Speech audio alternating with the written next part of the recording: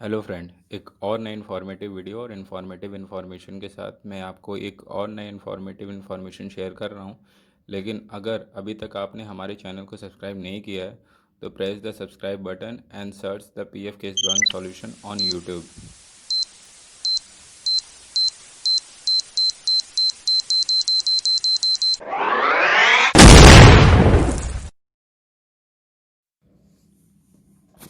Hello friend, तो आज की वीडियो का ऑब्जेक्टिव है टाइप ऑफ चेक।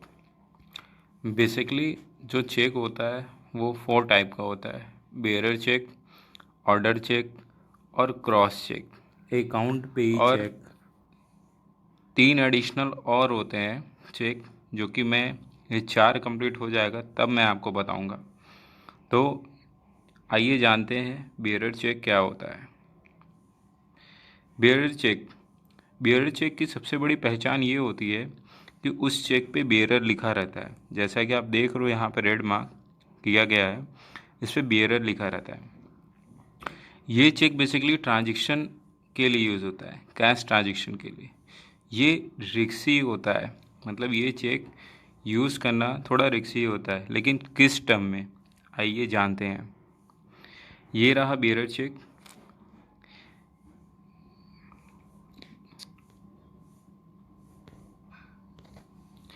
मान लीजिए ये चेक माँ ने दिया पापा को।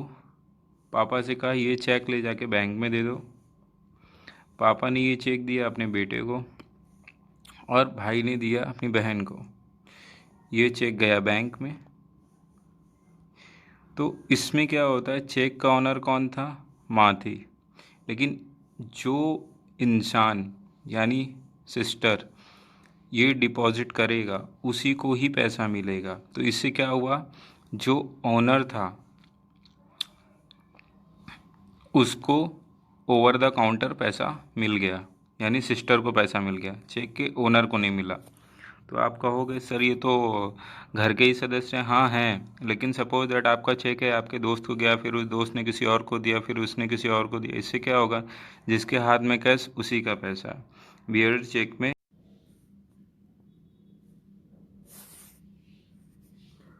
तो फ्रेंड नेक्स्ट है order cheque. Order cheque basically आपको देखने को मिलेगा जहाँ पे बियरर चेक होता है, अगर आप उसकी जगह पे काट के ऑर्डर चेक कर देते हो तो वो ऑर्डर चेक बन जाता है। और इसकी सबसे बड़ी खास बात ये होती है कि जैसा मैंने आपको पहले बताया, बियरर चेक में आपको क्या होता है कि बियरर चेक में जो चेक का ओनर होता है तो उसको पैसा नहीं मिलता है। कहने का मतलब अगर वो खुद जाके जमा करे तो उसी को पैसा मिलेगा, लेकिन बियरर चेक में क्या होता है, कोई भी इंसान जाके चेक जमा कर दे बैंक में उसको पैसा मिल जाता है। लेकिन ऑर्डर में ऐसा नहीं होता है। ऑर्डर में जो पार्टी पे चेक का नाम लिखा होगा उसे ही मिलेगा, उसे ही होता है। इसलिए ये बियरर चेक के कंपैरिजन में कम रिस्की होता है। मैं आपको दोनों के बीच का डिफरेंस भी बताता चलूँगा बियरर और ऑर्डर चेक में। तो बियरर चेक में आपको कैश मिलता है, ऑर्डर चेक में भी आपको कैश मिलता है। बियरर चेक में आपको ओवर ओवर द काउंटर मिलता है, ऑर्डर चेक में भी आपको ओवर द काउंटर मिलता है। बियरर चेक ज़्यादा रिक्सी होता है, ऑर्डर चेक बियरर के मुकाबले कम रिक्सी होता है। बियरर चेक में अकाउंट में क्रेडिट नहीं होता है और ना ऑर्डर चेक में अकाउंट में क्रेडिट होता है। मोस्ट इम्पॉर्टेंट इन्फॉर्मेशन जो दोनों को एक अलग डिफाइन करती है, बेरर में पेई को नहीं मिलता है, किसी को भी मिल जाएगा, लेकिन ऑर्डर में पेई को खाली पेमेंट मिलता है। तो यहाँ पे बेरर और ऑर्डर दोनों का क्लियरेंस आपको हो गया है।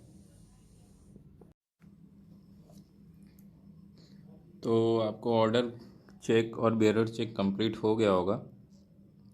इसमें आप देख सकते हो ये चेक था, गया माँ के पास, माँ ने दिया अपनी बेटी को यानी मेरी बहन को, बहन ने ये चेक दिया बैंक को, ये मिलेगा इसको। और अब हम बात करते हैं क्रॉस चेक की। क्रॉस चेक की बात करें तो बेसिकली हम सभी को पता है कि क्रॉस चेक अगर चेक के ऊपर आप दो पैरेलल लाइन कर देते हो लेफ्ट कॉर्नर में, तो ये क्रॉस चेक बन जाता है। क्रॉस चेक में जो कैश पेमेंट होता है वो नहीं होता है, ये इसकी इम्पोर्टेंट बात है। क्रॉस चेक जिसको देते हैं उसके अकाउंट में क्रेडिट हो जाता है, ये आप लोग ध्यान रखना है, जो कि मोस्ट इम्पॉर्टेंट है क्रॉस चेक की बात। और इसकी कुछ इम्पॉर्टेंट पॉइंट्स मैं आपको बता देता हूँ। कैश आपको नहीं मिलता है, कैश ओवर द काउंटर नहीं मिलता है। इम्पॉर्टेंट ये हो, सबसे ज़्यादा इम्पॉर्टेंट ये है कि उसके अकाउंट में क्रेडिट हो जाता है। रिक्सी नहीं होता है लाइक बियरर और ऑर्डर की तरह।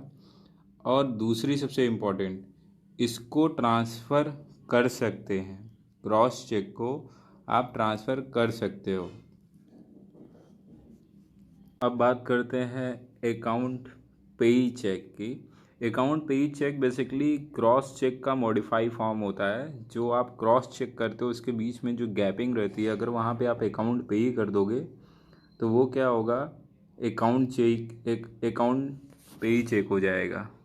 आप देख सकते हो यहाँ पे, मैं आपको जूम करके भी दिखा दे रहा हूँ। आप जो दो क्रॉस खींचते हो क्रॉस चेक के बीच में, अगर वहाँ पे आप अकाउंट पे कर दोगे तो वो अकाउंट पे ही हो जाता है। तो इसकी सबसे बड़ी ख़ास बात क्या होती है कि इस चेक को आप ट्रांसफ़र नहीं कर सकते हो। जैसे कि मैंने बोला था कि क्रॉस चेक में आप चेक को ट्रांसफ़र कर सकते हो, तो इस चेक को आप ट्रांसफ़र नहीं कर सकते हो। और इसकी कुछ ख़ास बात मैं आपको बताना चाहूँगा। सबसे पहला, आपको ये कैश में नहीं मिलता है, कैश ओवर द काउंटर में नहीं मिलता है। और ये जो पैसा होता है अकाउंट, सीधे उसमें क्रेडिट होता है पेई के। और सबसे मोस्ट इम्पॉर्टेंट बात, ये आपका ट्रांसफ़र नहीं होगा, ठीक है।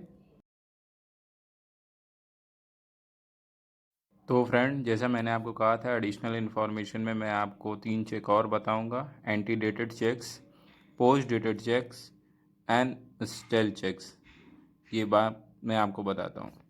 एंटी डेटेड चेक की बात करें तो आपको सबसे पहले ये जानना होगा कि किसी भी चेक की जो वैलिडिटी होती है वो 3 मंथ की होती है। सपोज दैट इस चेक पे अगर 2017 लिखा हुआ है, 12/11/2017, और 3 महीने बाद अगर आप इसे यूज़ करते हो या बैंक में डिपॉजिट करते हो तो ये एंटी डेटेड चेक कहलाएगा। ये चेक रेगुलर होता है और it can be cash immediately. Post dated cheque की बात करें, पोस्ट डेटेड चेक वो चेक होता है कि जिसमें फ्यूचर की डेट डली हो, तो वो क्या होता है, पोस्ट डेटेड चेक होता है, ठीक है। और जो डेट मेंशन है उसी डेट पे पेमेंट मिलेगा, उससे पहले आपको नहीं मिलेगा। यही इंपॉर्टेंट है पोस्ट डेटेड चेक की। इम्पॉर्टेंट बात, post dated cheque anti dated cheque हो सकता है, लेकिन एंटी डेटेड चेक कभी भी पोस्ट डेटेड चेक नहीं होगा। तो अब बात करते हैं लास्ट स्टेल चेक की। जैसा कि आपको पता ही होगा कि चेक, किसी भी चेक की वैलिडिटी 3 मंथ तक होती है। जब उस पर जो डेट डाली जाती है उसके, तो 3 महीने बाद वो चेक क्या होता है, इनवैलिड हो जाता है। तो जो वो इनवैलिड चेक होता है, जिसको आप अपने फ्रेम करके अपने बच्चों को या अपने पोते को दिखा सकते हो, वो इनवैलिडेटेड चेक को ही हम कहते हैं स्टेल चेक, और इसके अगेंस्ट कोई पेमेंट नहीं होता है। तो फ्रेंड, अगर आपको मेरा ये वीडियो पसंद आया है, मेरे बताने का तरीका पसंद आया, तो प्लीज़ सब्सक्राइब अवर चैनल, क्योंकि आपके सपोर्ट की बहुत ज़रूरत है।